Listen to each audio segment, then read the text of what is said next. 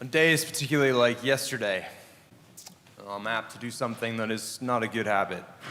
Days with sunshine and fresh air, some exercise, perhaps some hard work. I'll be on my couch about 8:30 and I'll turn on a show. And 9:20 or so, I think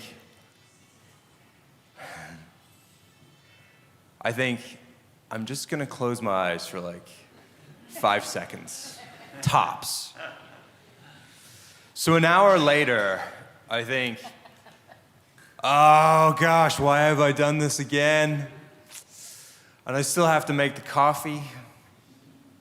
So I go in the kitchen, because I need it hot in the pot when I get up. I am the kind of person where I'm quite frustrated if the pot is empty right after I get up. So I gotta make the coffee, pour the water, I get the filters out, and I'm making the coffee. Every now and then, just every now and then, not every time, but every now and then, once in a while, I'll be pouring the water and I will feel completely and totally sketched out. The hairs on the back of my neck stand up. My stomach starts to churn. I'm convinced for a moment that someone could be outside, that someone is lurking. And I think to myself, what's the matter with you? There's nobody outside. Who, in their right minds, would be standing out in the P1 parking lot, rubbing their hands, wondering mysteriously about Dave Shaw while he makes coffee at 9:45 at night? It's not even very good coffee sometimes, at least the way I make it. But I'm in fear. I am very conscious of being afraid. And so I go get ready for bed, I put my head on the pillow, and whereas an hour ago I was passed on the couch immediately with the lights on and the TV on, now it's dark and it's quiet, and I lay there with my eyes wide open and I wonder, what was that creak on the steps? Now, most nights I do not do this. Most nights I go to bed at a decent time, I sleep fine, I wake up feeling refreshed, good for me. 3 weeks ago, when Dr. Zinchuk was here talking to us about Ukraine, I asked him, the pulmonologist and sleep medicine doctor, what is going on with me? Why, if I go to bed when I'm supposed to, I never really worry about what's outside, but if I wake up after 45 minutes, my mind is all over the place. He said, it's simple, man. When you fall asleep, portions of your brain go offline. And when you snap awake after 45 minutes, not every part of your brain has come back online.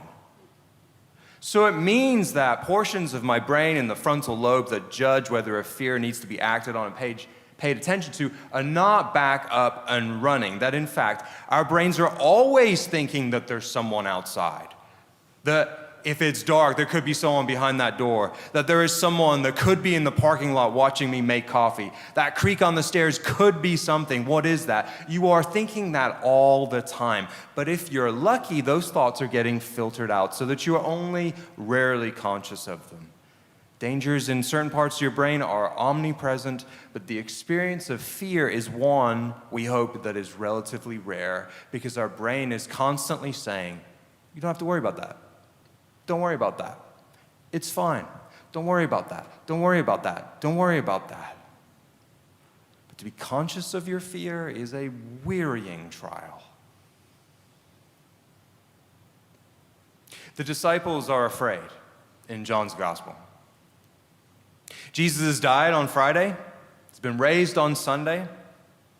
He's been seen in the garden. According to the Gospel of John, the disciples are locked away on Sunday night, and they haven't seen a thing. The text says they are afraid. They are locked up out of fear. Is that fear rational? Is it reasonable? It sure appears to be totally logical to me. If the Romans are willing to put Jesus on a cross, then it appears logical that his most immediate supporters might also find themselves on a cross relatively soon as well. In the midst of their enormous fear, Jesus appears and offers a greeting of peace.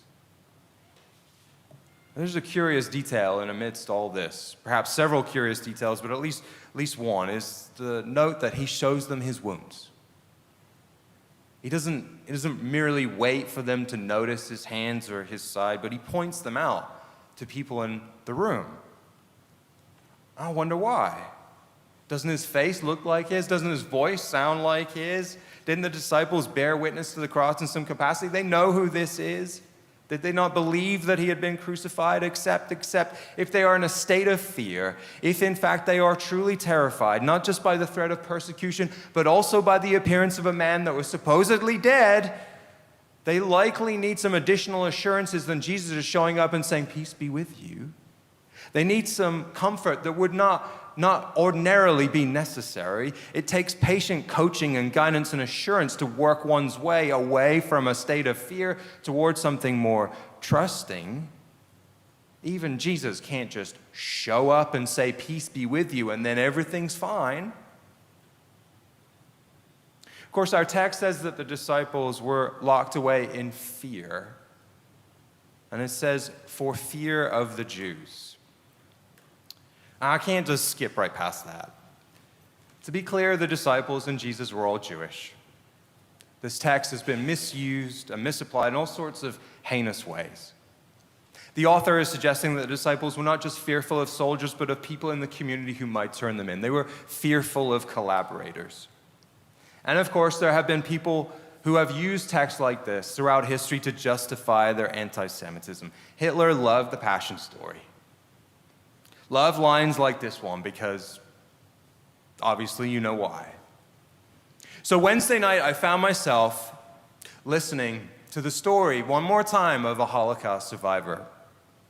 Wednesday was Yom HaShoah, the day of remembrance for the Holocaust, and Katrina and I attended a service at B'nai Keshet. I was tasked with reading the words of Martin Niemöller. Remember those words? First, they came for the communists, and they did not speak out because I was not a communist. Then they came for the socialists, I did not speak out. Then they came for the trade unionists, I did not speak out. And then they came for the Jews, and I was not a Jew, so I did not speak out. And then they came for me, and there was no one left to speak for me. Now, I gotta tell you something. It is a mind-blowing experience. I have no idea how to describe it other than that way. To look at an elderly Jewish man sitting in the front row who is looking at you, and his wife is looking right at you. This man's name is Dr. Sam Kay. I know already at this point that he is a Holocaust survivor. He sat right in front of me, and to read these words to him, his wife looked me right in the eye as I said, and I was not a Jew, and so I did not speak out. And so Dr. Sam Kay, who was a 3-year-old in Belarus when the war broke out, he told us his story on Wednesday night. And some of the asides and anecdotes are so terrifying. I can't name them without trigger warnings, and they're not my story besides. But there's 2 things I want to tell you about Wednesday night service and Dr. Kay's reflections. The first thing is I found myself thinking about the gospel reading. The disciples being locked away in fear. And Sam, a Jewish man who was a Jewish boy in the 1940s, talked about hiding underneath the floor of his mom's boarding house with a number of other people while soldiers who had come to round everybody up are walking right over their heads, the floorboards creaking. Sam concretely knew fear. The fear that the disciples were experiencing, the fear that you don't tell yourself, well, this isn't real, don't be silly, it's just your brain playing tricks on you, come on, go to sleep. This is real fear that lasted far beyond one episode, but lasted years. This family ended up hiding in the forest, foraging for berries and potatoes for 2.5 years. This man knew fear. And secondly, I am just as undone by the sense of foreboding and fear in survivor stories as I am by the human being's ability and willingness to trust again. Like, how do you ever get to a place where you're going to trust a stranger ever again? Isn't it incredible that a man like Sam Kay, who in his formative years knew such omnipresent fear, that he came to trust other people, came to appreciate and love other people, came to a place in his life where he could thrive? He spent his life as a pediatrician, by the way, in the oranges. What struck me about him was his generosity of spirit and his charisma and his sense of humor, his bravery, his intellect. He was blessed, he said. God had blessed him with children and grandchildren. God had blessed him with survival and, perhaps most importantly of all, a really smart mother, he said. This episode in the Gospels is often presented as the story of doubting Thomas.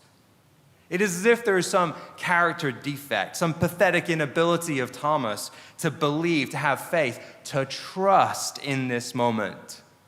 But when Jesus first comes on that first Sunday, he's not there. He doesn't see Jesus. He is just supposed to take the word of the other disciples next Sunday. Hey, I know that Jesus was crucified, Thomas, but he's back. Honest. We saw it. Take our word for it. Thomas quite rightly says, unless I see it for myself, you guys got to be out of your minds. So Jesus enters again, and he enters into a space of fear, and Thomas is the one who is afraid. He is afraid for his own life. Only a week has passed since Jesus was crucified, and now he must be afraid because he thinks that his friends have completely lost their minds. Sure, boys, you saw the risen Christ. Right on. Really helpful. So the instruction, once Jesus does enter the space, place your finger here, reach out your hand and touch me, is a way more than anything of engendering trust, of attempting to coax Thomas's brain out of the endless feedback loops and cycles of anxiety toward a place of trust and wonder and awe, because those three things all do go together. And Thomas's response is one of wonder and awe as he begins to trust. It is enthusiasm, it is relief, it is celebration, it is awe. He can trust this. He can trust what Jesus is saying to him. Because as much as the perception of fear can be exhausting and wearying and anxiety-laden, setting off all sorts of chemical responses, the human brain responds to trust in astonishing ways. There is a rush that we experience when someone says that they trust us, and when we feel like we can truly trust someone else. Oxytocin floods our brains. It gives us a sense of euphoria. It's the same chemical that's released when someone who loves us touches us. It's the same chemical that's released when the sun hits our face after a long winter, when we feel that sudden surge of warmth and joy. It's that lift we feel when we listen to really good music and we feel a sense of warmth. It's really so amazing, right? It's joy, it's wonder, it's awe, and it's born of trust. Trust. It is a powerful experience that completely resets our bodies and souls. Of course, your brain's job is not to make the bodily system happy. Its first job, its primary job is to keep you safe, which is why it's constantly saying, is there someone outside? Is there someone outside? Is there someone outside while you're making coffee, Dave? It's why fear is easy to manipulate and easy to experience. There are ways through. There are ways to help us with our fears. The gospel directs us toward trust. Jesus encourages Thomas to believe, and it is, what is belief? What is belief if it is not trust? To trust in God, to trust in love, to trust in hope, to trust in goodness and generosity, to trust in community, to trust that the arc of the moral universe is long but it bends towards justice, to trust that the sun, even though it is not guaranteed, will in fact come up tomorrow. To trust that the ethics and virtues that Jesus teaches are in fact the way through. To trust the way through fear is trust. My friends, we live in a society that is full of fear and is struggling deeply with how to trust and whom to trust. And yet we have to learn again and again where we will put our trust, in whom we will trust, how to trust. before we ever get to wonder, before we ever get to awe, before we ever get to joy. Peace be with you all.